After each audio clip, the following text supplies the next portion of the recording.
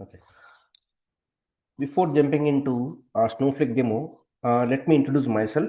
Myself, I am Sudhakar. I have 10 plus years of experience in IT, one of the reputed organization. And before the Snowflake, I worked for AWS Cloud, Oracle Cloud, kind of the things I worked on. So, uh, as per your introductions, I can say that you are new to Snowflake. So let's jump.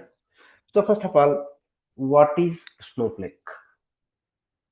Snowflake is a cloud data warehouse. Snowflake is a cloud data warehouse.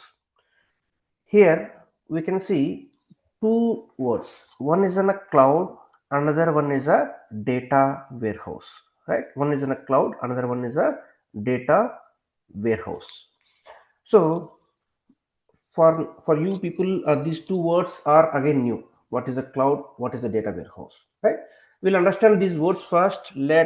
Let's then we'll understand about the Snowflake.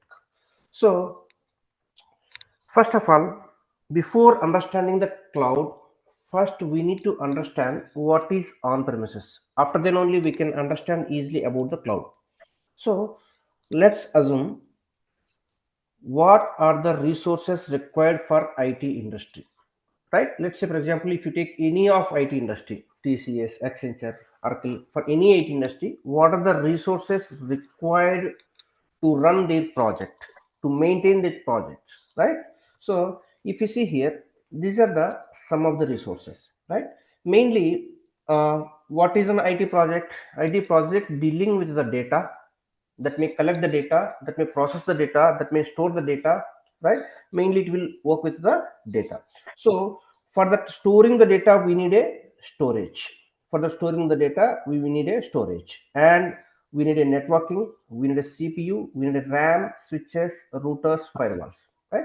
In a simple way, these are the resources for any IT organization, right? For any IT organization, these are the resources required to run IT project, that software project, right? So we don't want to understand all this in detail, because just to understand the cloud, we want to understand what is this, that's all, right? So these are the various resources required to run any IT project for any IT company, right? If if you see this, the same thing whatever we shown in the rack, these things are like storage, networking, all these things we can see kind of this one, this we can call as a data center, right? This we can call as a data center. It's a kind of hardware, we can say, right? It's kind of hardware, we can say. So now, what is on premises? What is on premises, right? So just now we discussed these are the various resources required for any IT industry to run IT projects, right? Now, what is on premises? If all these resources purchased by that company and maintained on their premises only, then that is called as an on premises. What does it mean, right? Let me explain. Let's say, for example, let's say, for example, um, let's say, for example, I will take the one example company called TCS, right? You can take any company. For a simple purpose, I will take the company called ICS, TCS, right? And the TCS may working for the one of the client called ICC Bank, right? Kind of things. So for that ICC Bank project, the resources required, right? So what are the resources required? The ICC Bank data may need to be stored. For the storage required, to process the data, they may need the CPU and RAM, right?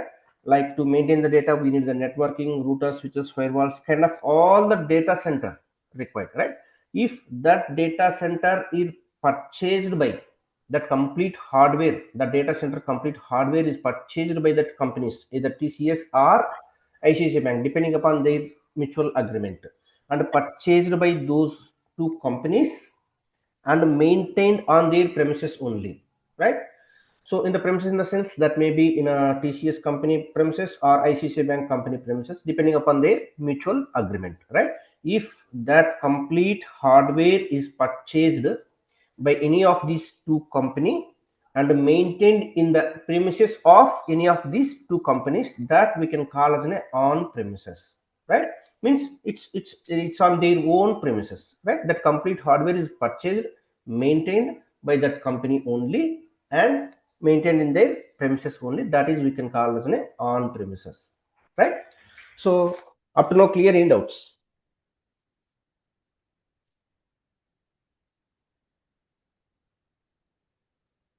Clear. Yeah.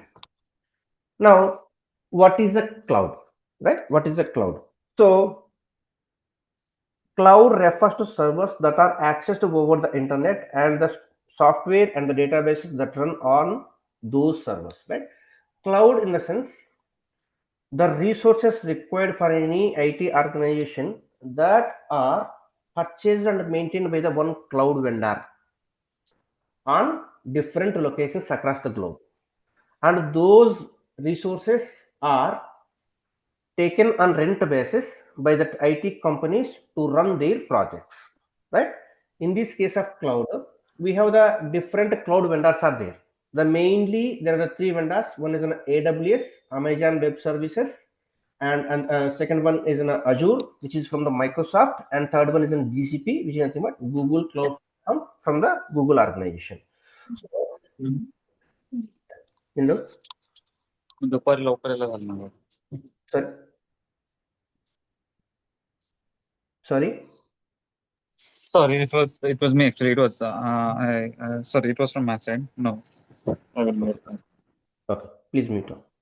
So the complete resources required to run project, that resources are maintained by cloud vendors, right?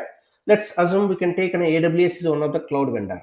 AWS is maintaining their data centers across the globe in 38 regions, right? What is the region? Region is in a particular location where they are maintaining the data center, which are accessible by the IT companies on rent basis, and they will pay for what they used, right? For example, in AWS they have the across the globe, means worldwide they have the 38 regions. In that 38 regions, in India we have the two regions. One is in Mumbai, another one is in Hyderabad, right? These are the two AWS regions. Similarly, Google having the across the globe, Azure having the across the globe, right? So these are the kind of cloud vendors which will provide the required resources. Those on those resources we will store our data. We will run our servers, right? Simply let me show you. For example, if you take this is my cloud. This is my cloud, right? And you can see these parts is like, right, that green one is kind of resources, whatever we can say, right? So on top of these resources, we can run our applications, we can run our databases. These resources are accessed by the various IT companies over the internet, right? Now these resources not in our company premises. These are at cloud vendor premises, right? So if you take the same example, if you consider this is our TCS project for ICC Bank, and they want to run on the cloud, not on the on premises, right? So the cloud they consider as an AWS, Azure or Google, whatever maybe. If we in our example, if we consider that is an AWS cloud, now the TCS company will take the resources, right, to store the data, whatever the storage required, that will take from this cloud platform. Whatever the resources required to run their servers, they will take from this AWS cloud platform, right? Whatever the applications they want to run, they will take from this AWS cloud platform, and these are accessible over the internet. Now, as said, AWS having the 38 regions from where they will take, while creating, after creating the AWS account, while connecting to the cloud, they need to select the particular region. If they select the Mumbai region, those servers can be installed on the Mumbai regions. The data will be stored into the Mumbai regions. So in a simple way, cloud is a kind of term which will provide the resources for an IT industry on rent basis. The various companies, TCS, Accenture, any other company, Cognizant, kind of the companies will use those resources for their project. Like they will connect to the cloud and they will store the data into the cloud. They will run their servers under the cloud and they will pay for what they use. Right? Up to now clear? Right? Now, if you see, as we said, Snowflake is a cloud data warehouse, right? If you see, this is our Snowflake. These can be on any of these three cloud platforms. As we said, like there are the various cloud vendors available in the market. The first one is an AWS came into picture in around 2006 onwards, right? Similarly, Google cloud platform, Azure from the Microsoft, and also there are the other cloud vendors like an Oracle, Alibaba, and all. But these are the major AWS, GCP, and Azure are the major cloud vendors, and Snowflake is supporting on these three platforms only, right? Whenever you are connecting to your Snowflake, and you need to choose the which cloud platform you want and which region you want to select, then whatever the data you are going to store into the Snowflake, that data will go and store into that particular cloud vendor, particular cloud region, right? Now, what is a data warehouse? Up to now we clear about the cloud. Any doubt on cloud?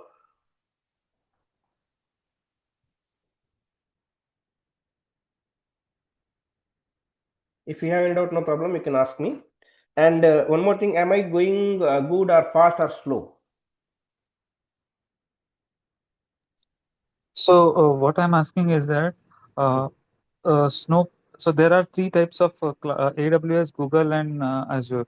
So Yeah. whatever data we are, let's say I'm processing something data, and that Mhm. will get stored in the these three Cloud platforms. means Snowflake is a kind of a middleware. It is a kind of thing, and it will directly store the data at the AWS server. This is what the correct understanding. Yes, correctly. But means while creating your Snowflake account, you need to choose the first what cloud platform among these three, whether you want to store the data in AWS or Google or Azure. After that, you need to select the region from where we want to store the data. In AWS, there are the 38 regions across the globe. You need to select the which region you want the data. For that, based on your requirement and latency problems. So after that onwards, whatever data you are loading into Snowflake, that data will go and store into the AWS S3 buckets. We'll go in detail later. And the data, whatever you are storing in a Snowflake, that is only accessible to the Snowflake only. Means you cannot directly connect to the cloud to pull the data, because that is there between under agreement, right? Whatever data you are storing into the Snowflake, that is stored into the AWS or Google or Azure, and we are don't have an access to connect directly to the cloud. We have an access to connect to the Snowflake only. Okay. Clear? Yeah. So now we'll understand what is data warehouse, right? A data warehouse is defined as a central repository of data stored from range of sources within and beyond the enterprise. So data warehouse is a kind of central repository. If you take any organization, for that data may come from the different sources. That data is going to store into the one central repository, which is a kind of historical data for the future analysis purpose and all, right? If you see this diagram, you can understand this center part is a data warehouse, right? For that, there are the various different data sources are available. That can be CRM, customer relationship management, billing, ERP, enterprise relationship plan, flat files, database files. There may be n number of data sources are available. All this data is going to store into one central repository, which is called as a data warehouse. Why we will go this data warehouse? For the purpose of reporting, for the purpose of analysis, for the purpose of data mining, for the purpose of data science, for machine learning purpose, kind of things. And if you see here, one is tool called as an ETL nothing but extract transform load. It stands for extract transform load. Extract in the sense it will extract the data or pull the data from these resources. This is a kind of intermediate tool. It will connect to the data sources and it will load data into data warehouse. Extract means it will extract the data from various data sources. And T stands for transform. Transform in the sense whenever we are pulling the data from different sources, all the formats are may not be same in all data sources, right? For example, CRM may use a one date format, year, mm, dd. billing may have the different format, ERP may have the different format. But whenever we are loading the data, all consolidated data loading, we need to maintain the one standard format, right? You can take any of the format which is provided by the company or the based on the requirement of the business heads. So we need to transform that particular field. Sometimes we need to change the field name, right? The transform will help to transform the data based on our final requirement, right? And load, L for load means we will load the data. Now after data warehouse loaded, this data is available historically and for purpose of reporting. Let's say, assume if you take the same ICICI bank, if they want to, and business heads want to analyze what is the last 3 months total transactions, what is total revenue, what is the last 3 months credit cards increased, right? Kind of the things, last 3 months, 6 months, 1 year, they want to kind of some reportings.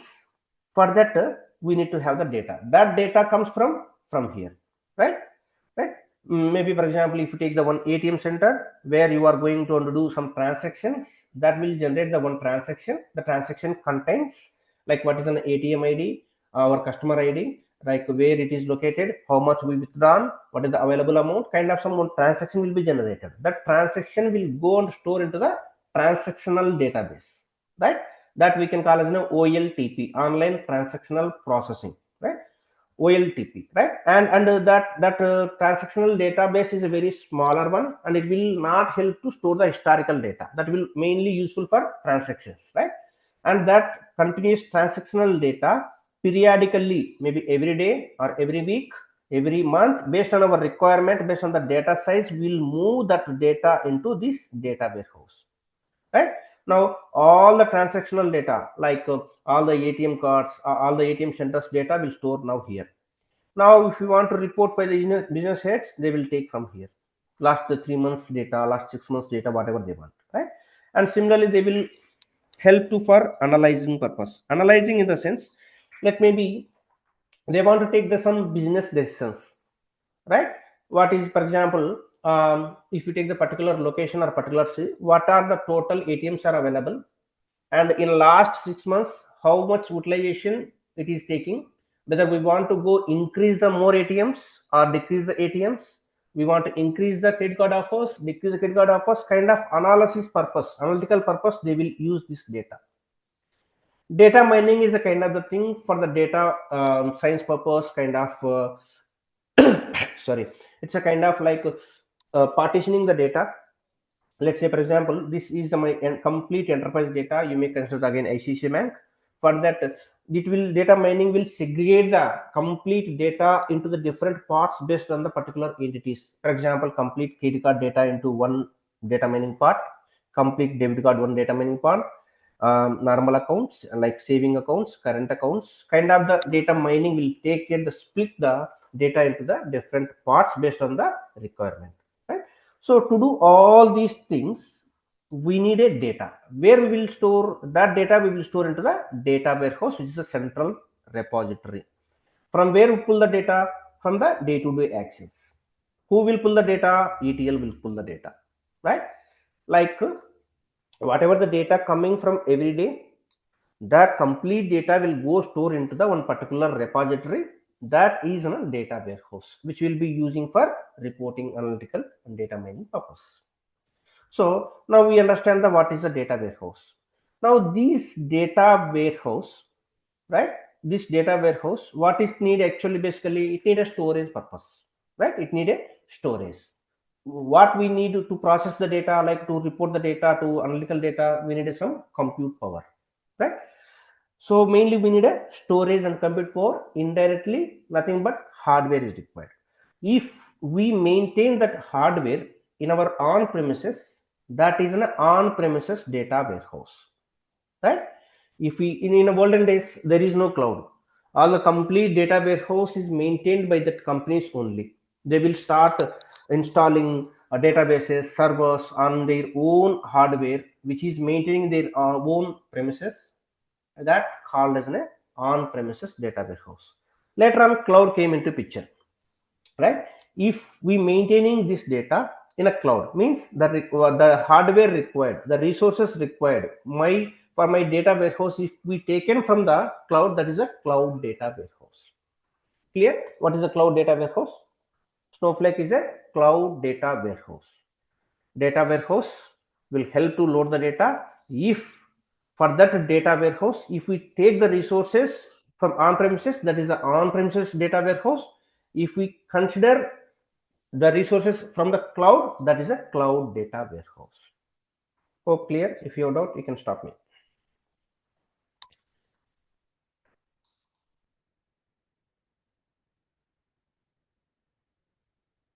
Okay.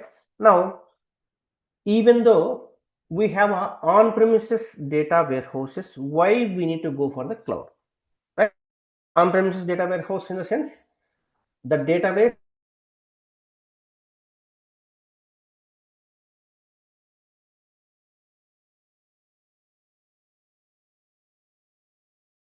the cloud vendor. Bangalore. I'm from particular company TCS, and my project is ICICI Bank. We are sitting in a Bangalore and we are handling data from here. So, but AWS cloud locations are available in Hyderabad and Mumbai, right? And for the Snowflake, the AWS, if I am considering the Snowflake, for the Snowflake, AWS and Mumbai. So, uh, from Bangalore to I need to connect to the Mumbai data center to store the data. Now data is not in my control, data into the cloud control. So even though that kind of drawbacks are there, why we need to go for the cloud, right? First we'll see drawbacks of on-premises data warehouse. The first thing is we need a huge capital required to purchase the physical hardware. In a third slide, we saw a hardware, complete data center hardware. Whenever you are going with an on-premises data warehouse, you need a huge capital amount. Means huge money need to be invested to purchase that complete physical hardware, right? So you want to your own on-premises data warehouse, you need to purchase it, right? But in case of a cloud, these huge capital amount is not required. Why? Because already the cloud vendor is purchased and kept somewhere. They are providing on rent basis for us. So we don't want to invest any huge capital amount when we go with the cloud data warehouse, right? Limited scaling. Scaling in the sense increasing or decreasing, right? If you take the scaling, upscaling means increasing size, downscaling means decreasing. So let's assume we are thinking like consider the same TCS and ICC bank projects.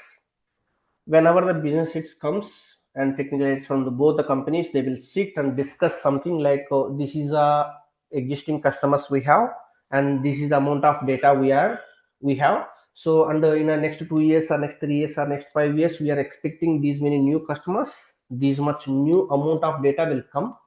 Kind of they will come with the some guidelines or standards.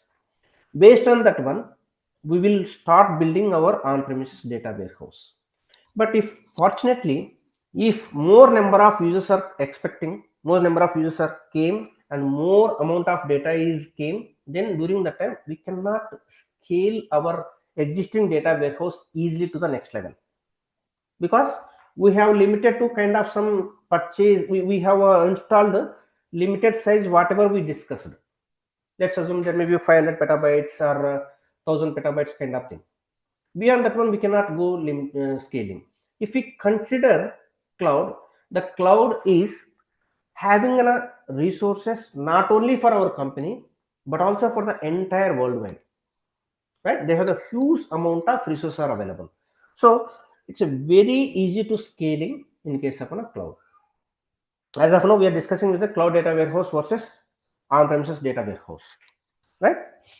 Next one is huge infrastructure is required. Whenever you are going with your on-premises data warehouse, you need to purchase the physical hardware, right? That hardware you need to maintain in one particular building.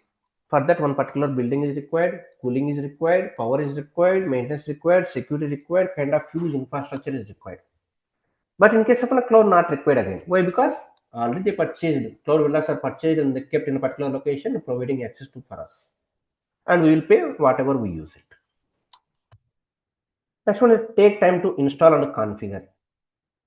Whenever you want to go with the on-premises data warehouse, you need to configure. You need to install all the databases, all the servers, firewalls, routers, all the things. Imagine if you want to install the normal Oracle database in our laptop, it may take 1 hour to 2 hours. Now imagine if you want to install the one enterprise data warehouse, one enterprise level database, how much time it will take? Right? It will take a long time to install and configure on-premises data warehouse. Whereas in a cloud, everything taken care by them. You can start loading data into your cloud data warehouse within 2 minutes.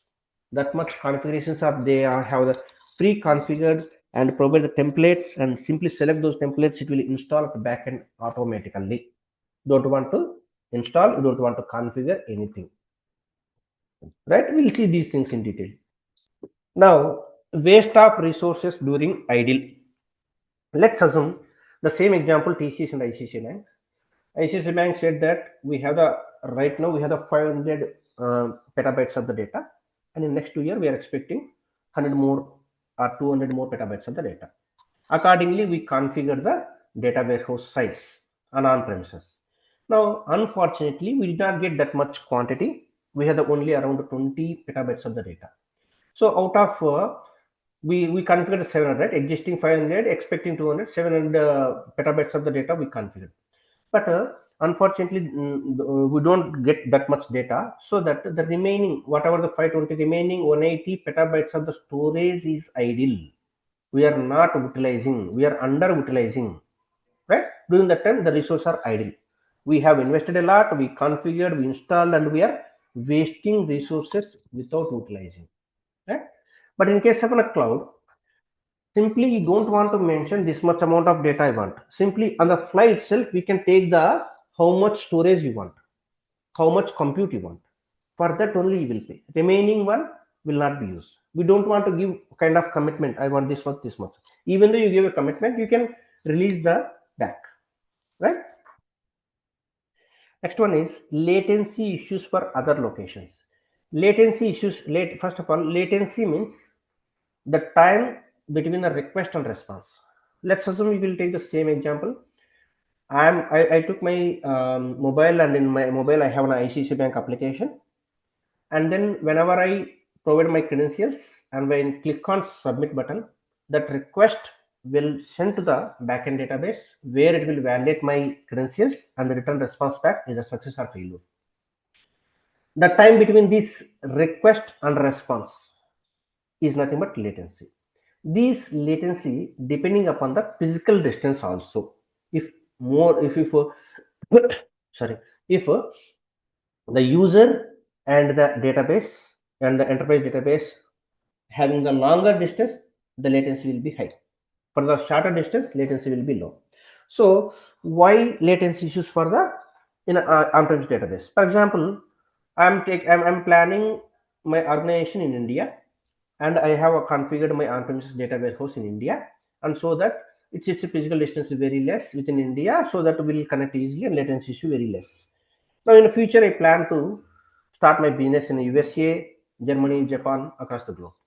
During that time, one way is you need to configure, you need to start building your on-premises data warehouse in different locations again, which will involve in a huge capital again, scaling, huge infrastructure, all the above problems will come into picture. It's a very difficult. Or another alternative way, you need to serve from in India itself only. Whenever you are serving in India means your data center is there, and you are connecting to the users from the different countries. As there is a physical distance is very high, there is a latency issues for other users out of the India. Right?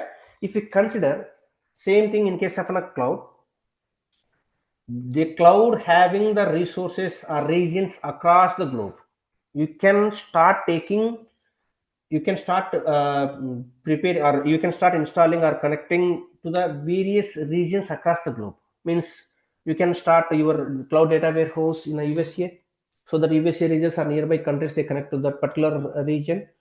You have an India, nearby countries connected to this India, like so that the user will connect to the nearby region, so that the latency is less when compared to the on-premises data warehouse.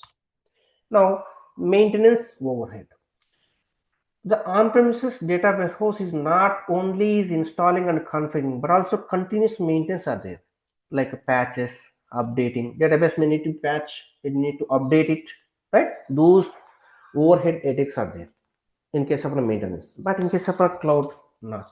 Why? Because again, it is in the cloud vendor plate. They will take care, complete patches, maintenance, everything they will take care, right? So mainly, we can say on-premises data warehouse unable to scale meet the demands as data grows.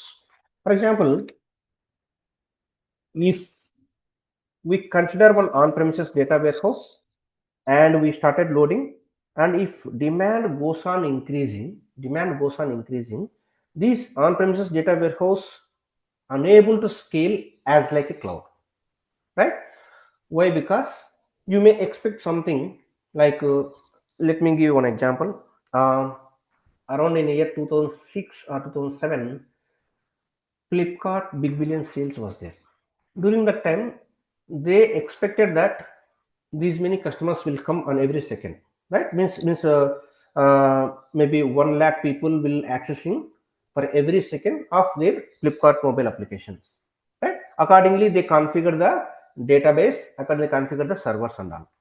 So, but the users is accessing is a very high as per their expectations. Because of that one, that servers got crashed, right? Application down. Nobody is access to the Flipkart during for a few minutes. They said sorry and all. But if you take in case of a cloud, it's automatically it will increase. We have options like automatically upsizing our cluster, automatically upsizing our data warehouse, kind of things are available. So that when compared with the cloud data warehouse, on-premises data warehouse will not provide the required infrastructure to meet our demands. Right? These are the drawbacks of on-premises data warehouse. Any doubts?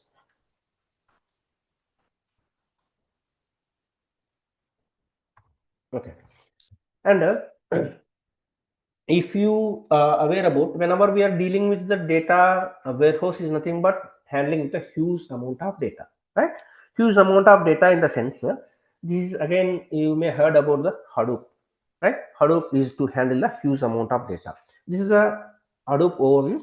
We don't bother about this one, just to explain in simple way, like we don't want to think about the Hadoop again, because Hadoop is also going to replace with a Snowflake, right? Hadoop is very good into handle the data. See, whenever Hadoop not came into picture, when Hadoop not into when Hadoop not into came picture, so they are going to maintain the data in a large databases with a large clusters and all the things are manual. But when Hadoop came into picture, they will provide the kind of some tools of ecosystem where they have the kind of some Spark, Hive, data lake, kind of Kafka. There may be multiple tools to make an easy compared to the on-premises data warehouse. Again, this Hadoop is an on-premises only, but they provide the kind of some tools to make a bit easier, right? We may have the stream data, kind of things are there. Still, Hadoop also is a very difficult. It's not easy as compared to the cloud. It's very easy compared to the on-premises, right? So after that, Hadoop came into picture, and then they started working the data with a huge amount of data, and then still there is a problems in a Hadoop. That also is solved by the Snowflake, or or we can say Cloud. We'll see Hadoop versus Snowflake.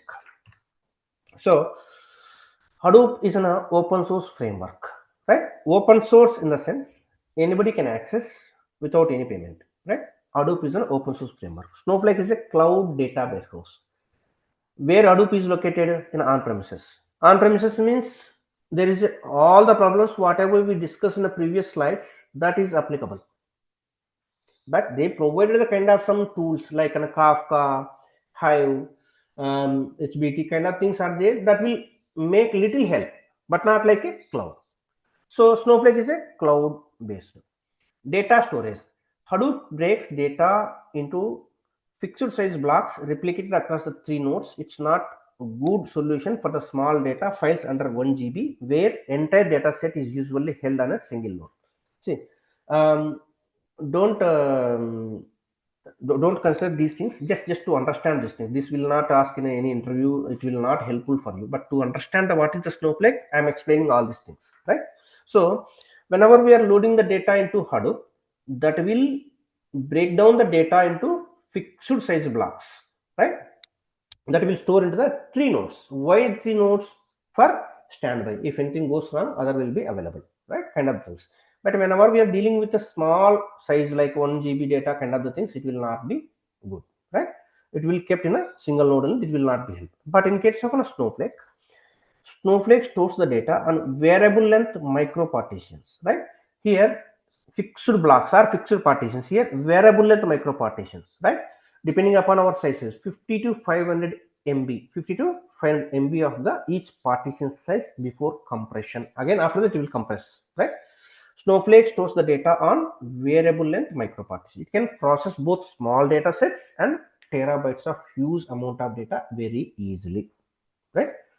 Hadoop is not easily scalable, as because it is an open, because it is an on-premises, it will not be easily as like a cloud.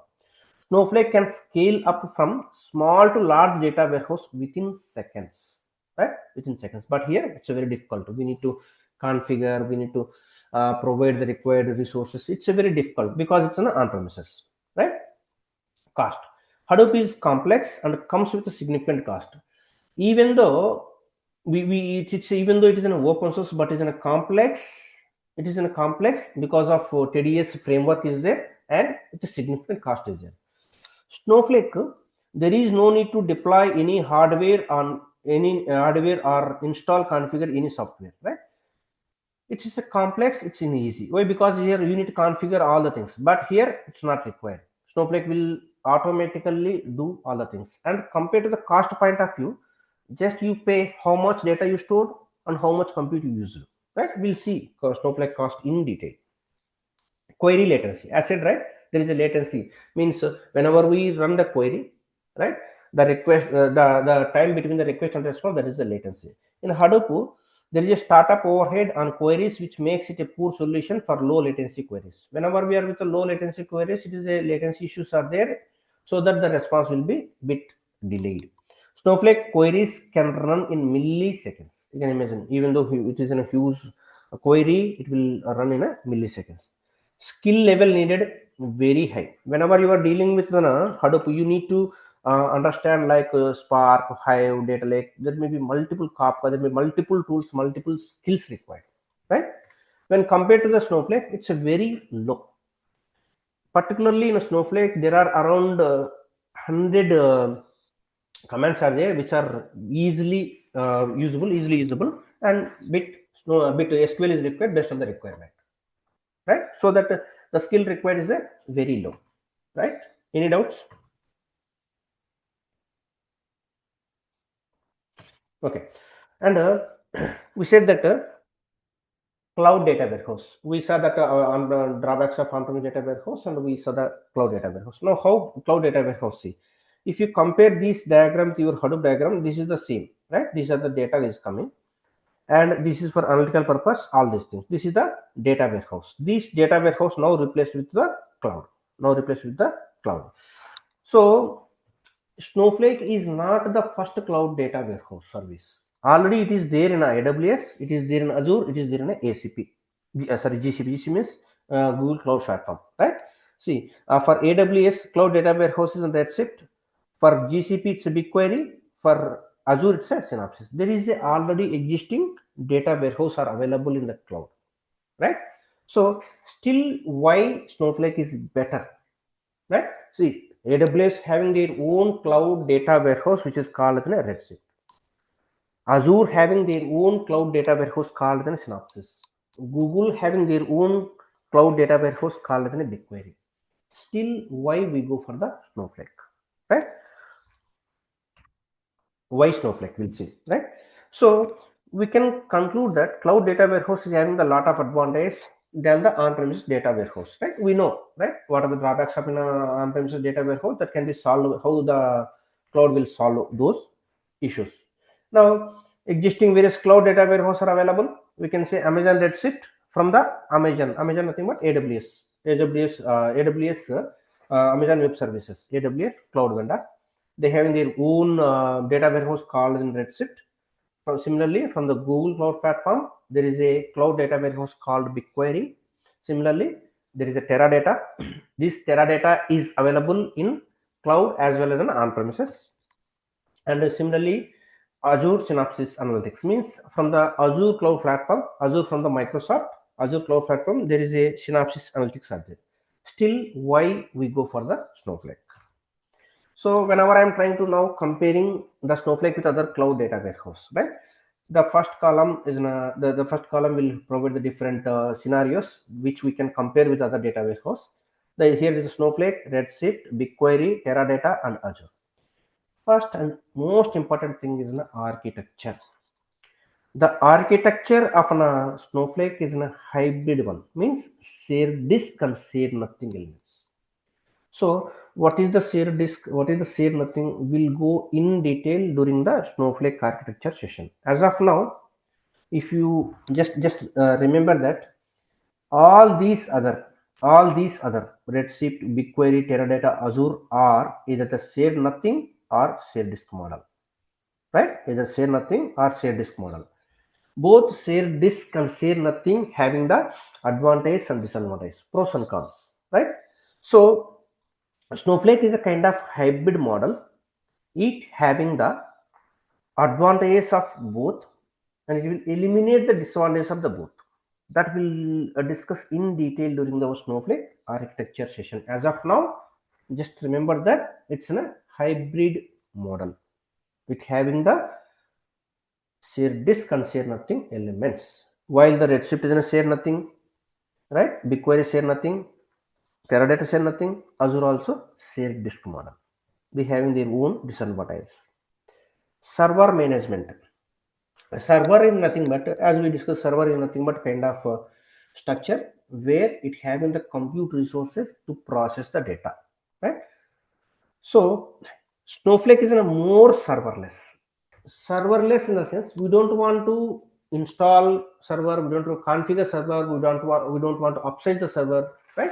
Those comes under the self-managed. Serverless in the sense automatically will take care based on our data size, automatically it will goes on increasing, right? So it's a Snowflake is a more serverless, Redshift is a more self-managed. When self-managed in the sense you need to select the what node required, right? I want the 16 CPUs, 10 CPUs, kind of the things you need to do manually, right? BigQuery is a serverless, but not compared to Snowflake. Other two are the more self-managed, Teradata and Azure, right? Deployment. Snowflake is in a cloud. This is also cloud. This is also cloud-based, but Teradata available cloud-based as well as on-premises. Again, Azure is a cloud-based.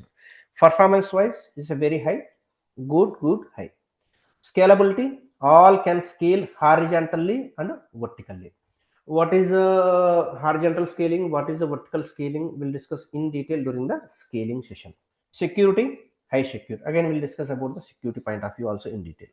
So, in broad, one thing is an architecture, hybrid model, more serverless. These 2 points are very important, and that's why most of the companies are taking Snowflake.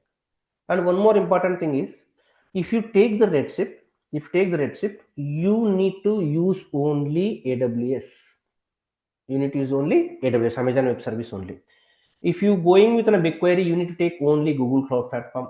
If you go with an Azure, you need to take from the Azure platform only. If you go with the Teradata, whatever the cloud that Teradata provide, that cloud only you need to use. But when it goes to the Snowflake, you can choose any of these 3 cloud platforms, either Azure, AWS, or Google Cloud Platform.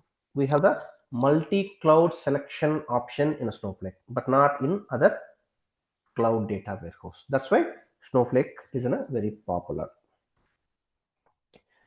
We'll see high level architecture, but in separate session we have for architecture. It's there in a VPC. VPC is nothing but virtual private cloud. It's kind of some dedicated network, right? Inside one, there is a 3 layers are there: data storage layer, query processing layer, cloud service layer. This is the simple architecture of Snowflake. Data storage layer means it will store the data whatever we are sending into the Snowflake. Where it will store? It will store into the cloud platform. Which cloud platform? Whatever we selected while creating the Snowflake account. Right? If you select the AWS, it will go and store into the AWS S3 service. If you select the Google Cloud Platform, it will go and store into the Google buckets. Similarly for Azure as well. So simply it will store the data. How it will store the data? It will store the data in the partitions and all that we'll discuss during the architecture level. Next one is query processing. In simple way, let me explain. If you consider your laptop, that laptop having the kind of some storage, 1 TB, 2 TB, or 512 MB, kind of depending upon your configuration, there is a laptop size as well. Similarly, there is a computer, 16 GB RAM, 8 GB RAM, right? Kind of things are there. The RAM is nothing but random access memory, which is used for processing the data, and the storage, the whatever the 1 TB or 2 TB or 512 MB, that is used for, sorry, 512 GB, that is used for storing the data. Whenever you are trying to open one video, from where it will open? It will open from storage. Who will open? This compute resources, means your RAM will open. Same thing here also. The whatever the storage is there, this is the storage part, like your storage in your laptop, and whatever the 16 GB RAM, 8 GB RAM processing is there, that is kind of thing here, right? Query processing is nothing but virtual warehouses which will provide the compute resources to process your data, right? It will go in detail. For now, it's a compute resources to process your data. Now the third one is the cloud services, where the various services are available, which we'll discuss in detail later. It's a kind of some heart or brain of our Snowflake, right? So whenever you are trying to access to the Snowflake, this will first connect to this cloud service only. From there, it will go to the processing layer, and then it will go to the data storage required if required, right? This is the basic architecture one. Now, if you see here, as like previous diagram, this is a complete data sources from different sources, and here for the AML or BA reporting real-time analysis. And if you see here, this is the storage part, this is the compute part. Mainly we have the two parts here. One is in a storage, another one is in a compute. In a storage will help to store the data. Compute will provide the required resources to process data. As this is my Snowflake, you can select any of this cloud platform, either the AWS or Azure or GCP. You can select any of this cloud platform. From there, we will get the required resources to store the data and to process our data. Now, again, we'll compare with the differentiator with other warehouses, right? Snowflake architecture, we said storage and compute are separated, right? Just now we saw here, right? Even you can compare here, the storage and compute both are independent. Even in the diagram also, you can see storage and compute. This query processing, again, we can call it a compute also, right? Both are independent, right? In case of Snowflake architecture, storage and compute are separated. When it compared to the cloud data warehouse, those are not separate. If you take AWS Redshift, that comes in a kind of node. That node having the some CPU, some storage as well, right? Let's assume you have a in a Redshift, you are assuming there is a kind of some 2 petabytes of data and 16 GB of RAM. You are taking one node, right? And if you want to only increase the data, it's not possible in a Redshift. You need to take another node which having the storage and compute. Even though you are not requiring that compute part, you need to pay for that. But in a Snowflake, not like that. You can increase only your storage part, or you can increase only your compute part. So why? Because both are separated, both are independent. Micro partitions, right? Micro partitions is nothing but whenever we are loading the data, that will partition our data into the small chunks having a 50 to 500 MB size, and then that is easily accessible, which will help to improve our performance. We'll go in detail later, right? Virtual warehouses, right? Just now we saw in a basic architecture diagram, that warehouses are there, right? Here we have a different size, like our t-shirt size, like extra small, small, medium, large, 3XL, 3XL kind of size are available. Based on that, our requirement we can choose, and it will be very easy to use. And you can pass the warehouse whenever you don't want, so that there is no charges will be applicable. And that pausing and restarting also make an automatic, right? That is what more serverless we discussed, right? We'll go in detail. Time travel. Let's say assume you have a data, right? It's a time travel is ability to travel back in time and query the data that in the past which is modified in the unwrap objects, right? We can travel back in a time, right? Like you can see in the movies, like they can travel back in a time and they can see the old things.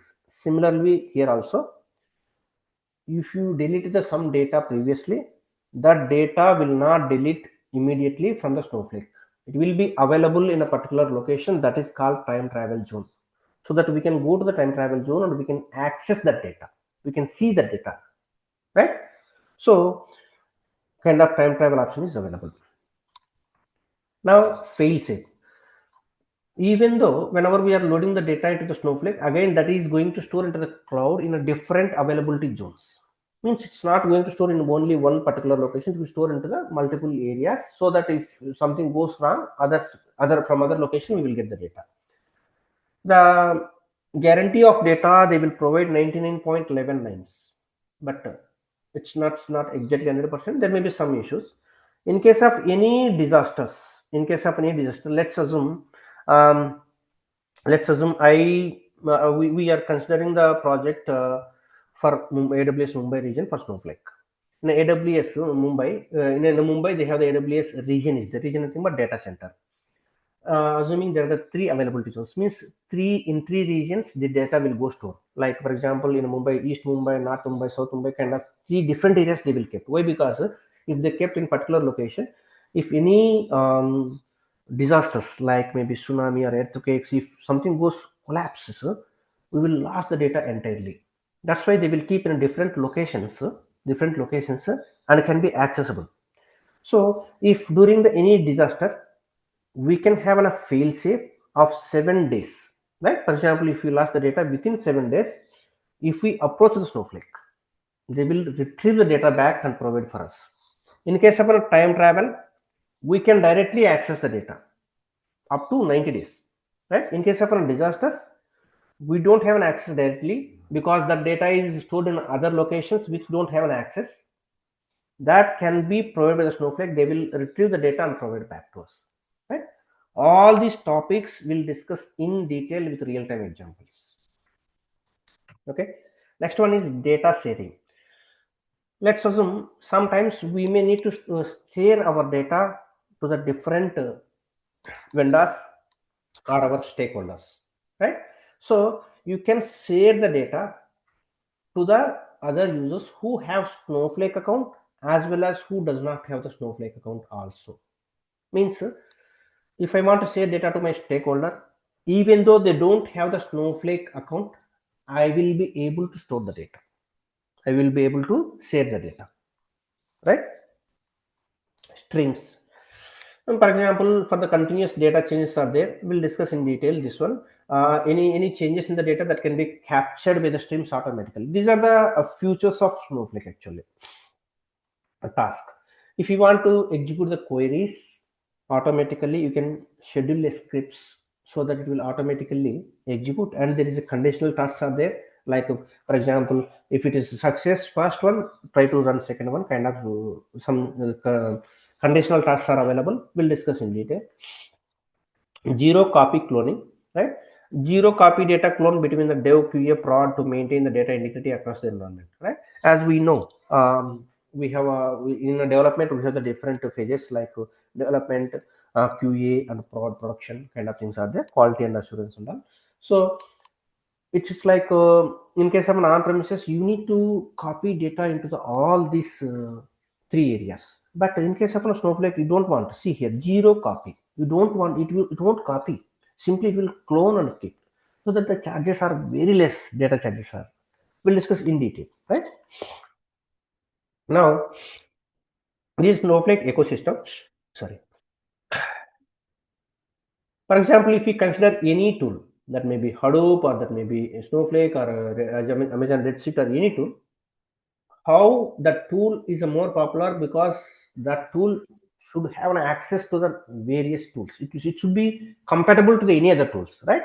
If you see here in a Snowflake, it will support these many tools for an integration, right?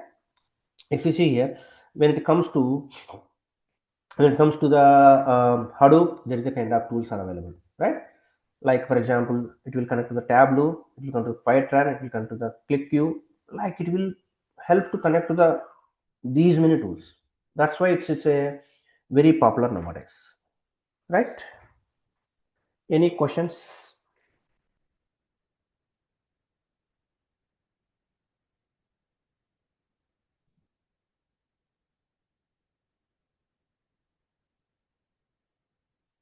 Any questions, guys?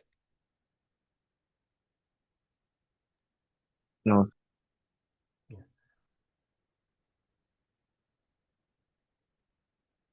Hope it is clear or any doubts.